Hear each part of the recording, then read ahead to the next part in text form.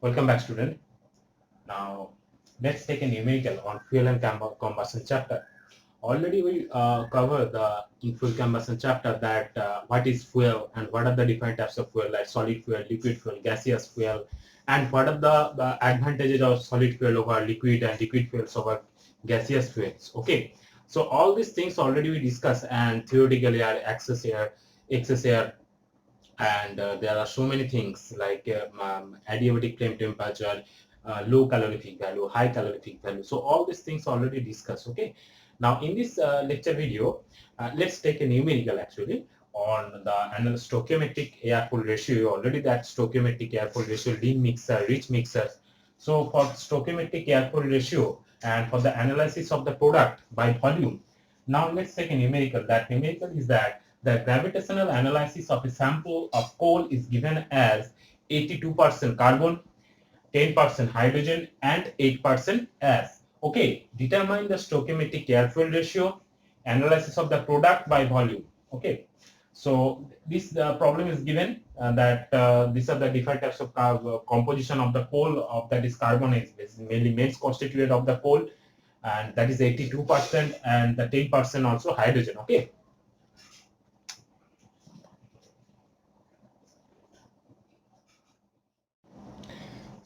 so this is the analysis is given for the coal, that is 82% carbon, 10% hydrogen, and remaining portion, that is 8%, that is F. Okay, so to calculate the stoichiometric air-fuel ratio and analysis of the product by volume.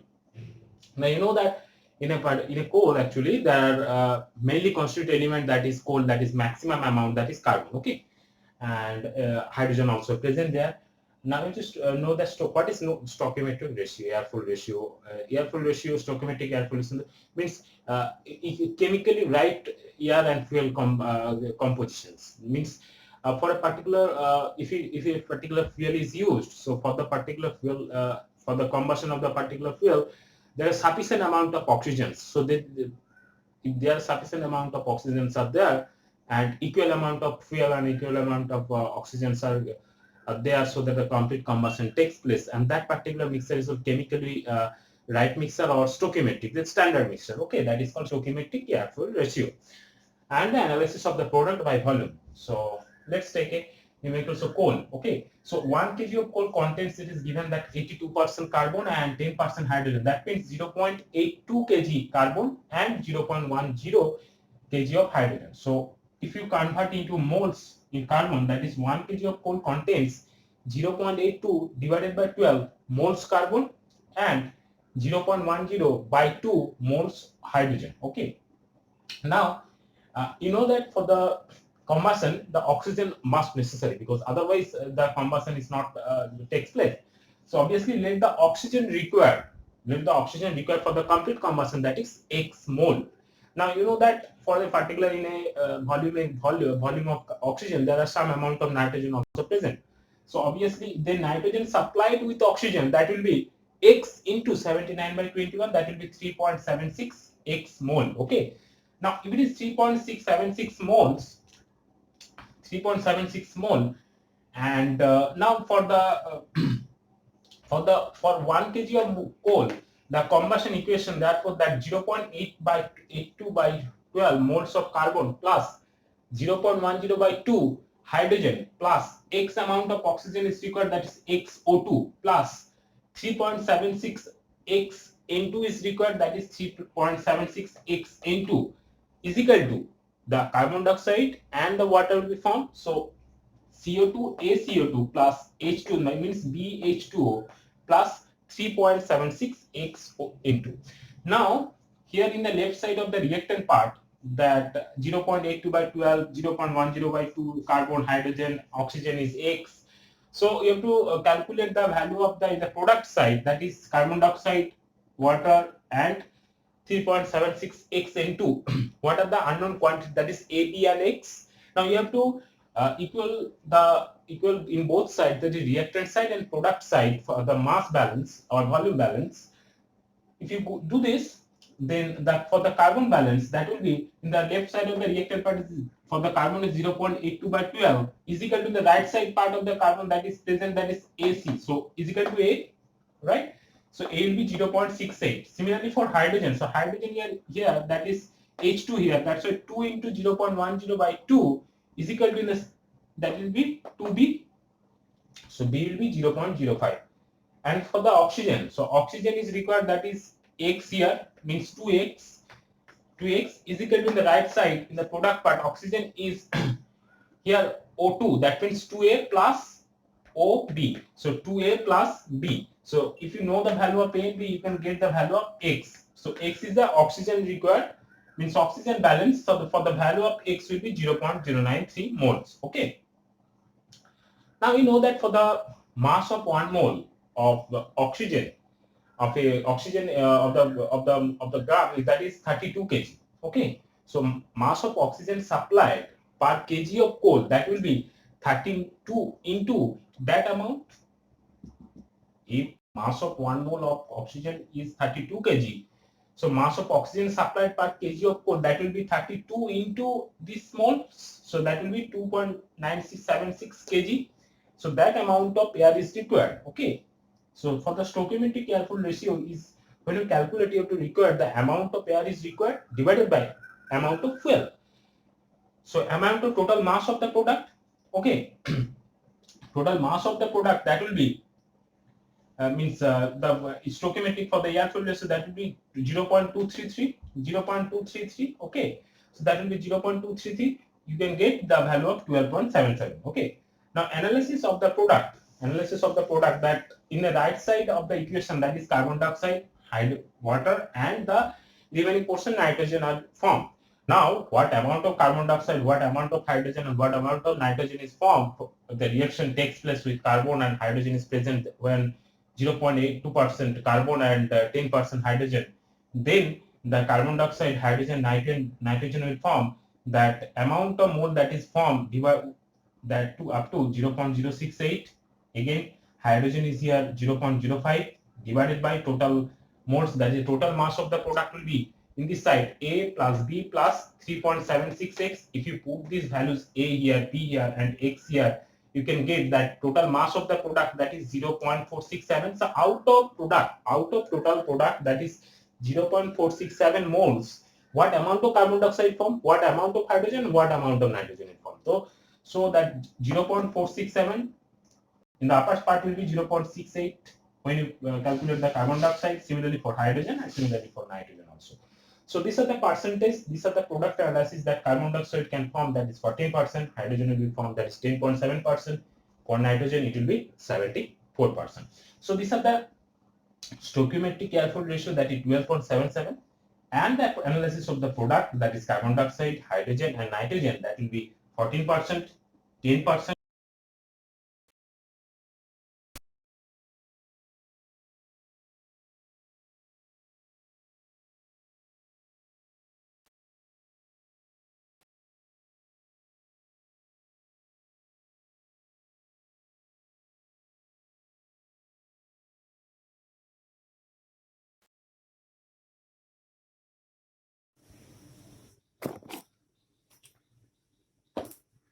Now, let's take a second numerical on fuel and combustion.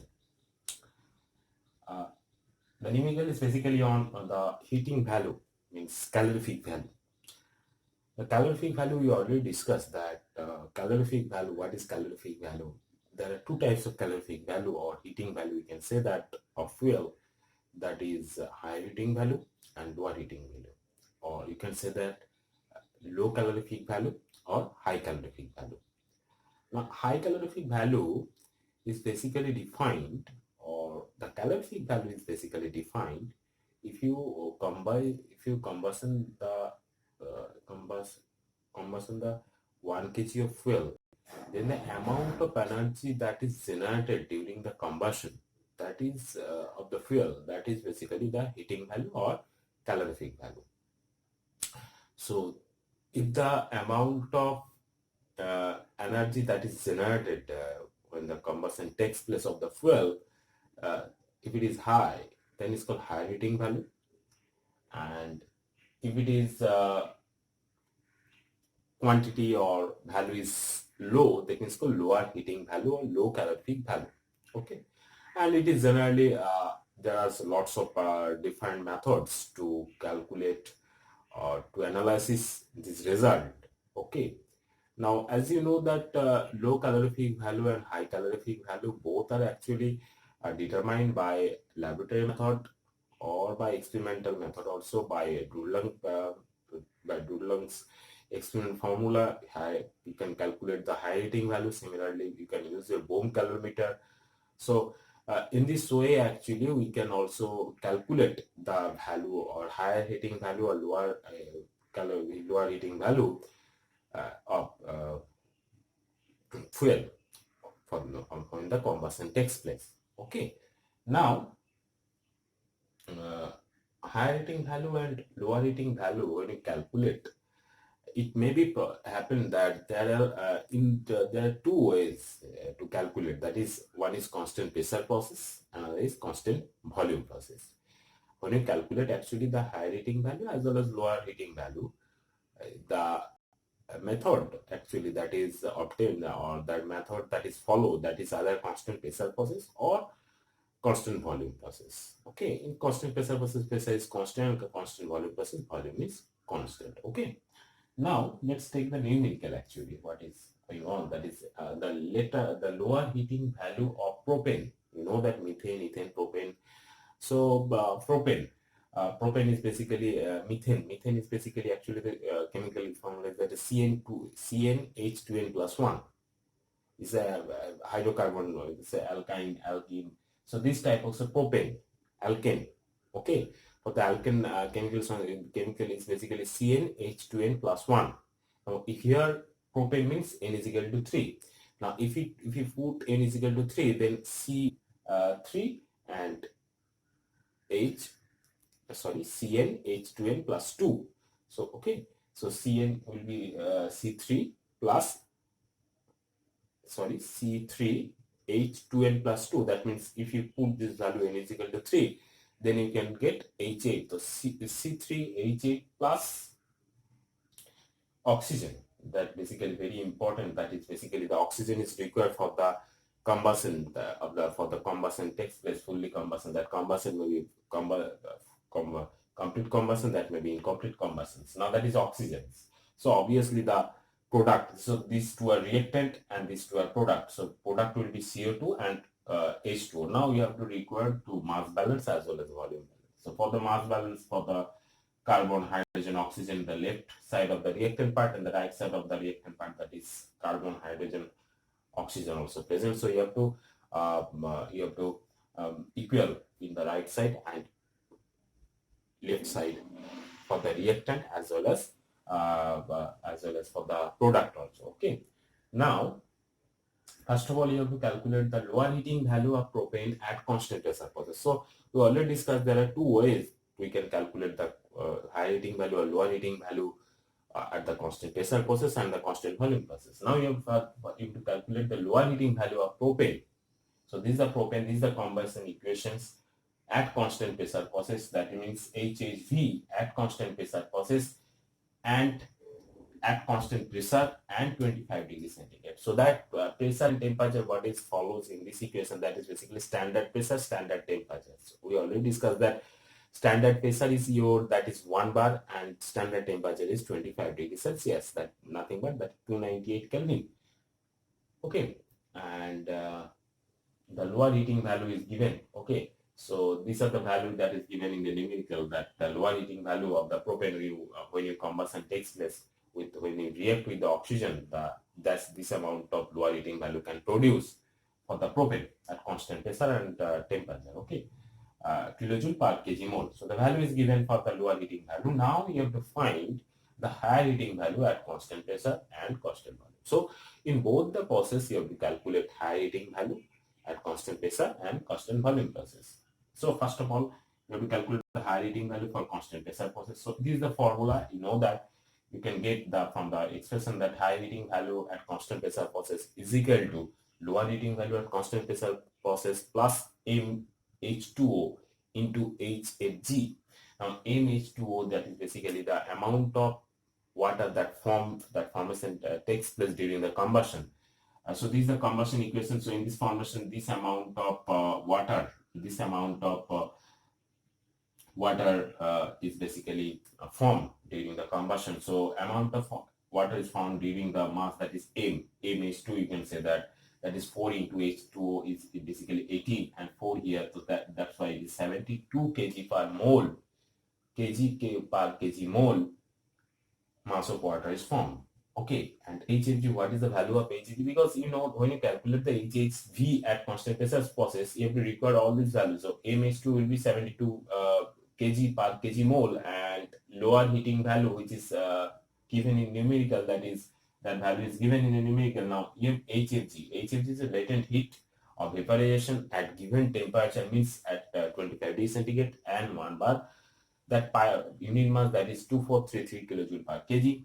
So that will be HHV at constant pressure will be summation of lower heating value plus of mass, that is mass of water that is formed into latent heat of vaporization. Okay, so you can get the value of higher heating value at constant pressure process. So this amount of higher heating value that can form, that is kilojoule per kg. Now higher heating value at constant volume process. Higher heating value at constant volume process, that is equal to del U is equal to del H minus delta in R naught T. Okay, delta U is equal to delta H minus delta in R naught T. You know that, I think. So minus, so delta U, because the high heating value at constant volume process is nothing but your change of internal energy. Okay, so change of internal energy is, here you can see that minus HHV is equal to, at constant volume, that equal to minus delta H, that is nothing but change in, means the form of high heating value at constant pressure process, minus of this one, minus of delta in we can discuss into delta in, basically in the reactant side, this one is gas, this water is liquid in the form. So the reactant, that is basically in the carbon dioxide form at 3 moles, so 3 in the product, 3 minus of 1 plus 5, so 1 plus 5, that is equal to delta n is equal to minus 3. So delta n is equal to minus 3. Now delta n is equal to minus 3. Now you can put this here, that delta n is equal to minus 3 into R naught. Value of R naught is basically 8.3, that is universal gas constant, into T. T is your temperature, that is 25 degrees Celsius, nothing but 298 Kelvin. So HHV means higher heating value at constant volume process is nothing but this amount of value. So delta n basically nothing but 3 minus of 1 plus 5, because 4 is cancelled because the liquid formation takes place during the combustions. Okay, so this amount of higher heating value at constant volume process. Okay, now let's take another numerical. Now this is the second numerical, that calculate the lower heating value of gaseous octane at constant volume. Calculate the lower heating value of gaseous octane at constant volume. The value of delta E, means delta U, that is this amount. Okay, now for the octane, that will be C8H18 plus O2 react with carbon dioxide plus water. Now octane is your gas, oxygen also gas, carbon dioxide also gas, but this is basically your liquid. Now you have to, that is 12.5, 8 or 9, that indicates you just equate the right side of the reactant part to the left side of the reactant part is equal to right side of the product part. Now, so HHV means higher heating value. Okay, so higher heating value, that is delta U. Delta U is nothing but your higher heating value at constant volume. So that is higher heating value at constant volume. Delta U given is nothing but HHV at constant volume process. Okay, that value is here. So this is equal to this. HHV is equal to minus of delta U. So minus of delta U will be minus times plus. Now for the lower heating value at constant volume, that will be HHV minus of M into delta U. Okay, so M, that mass is mass of water formed here, mass of water formed during the reaction, that will be 9 into 14, 9 into 18, so that will be 160 kg per kg of mole. So Hg minus Ug minus Ug minus UF, that will be 2305 at 25 degrees Celsius. You can go through the chart also. And for the low heating value, that is your low heating value, HHEV at constant volume minus M, that is 162 into UG minus UF, that is basically 2305. If you put these values, you can get your lower heating value. That lower heating value is nothing but 5.21567 kilojoule per kg. Okay. Okay, thank you very much for listening and watching me, and goodbye.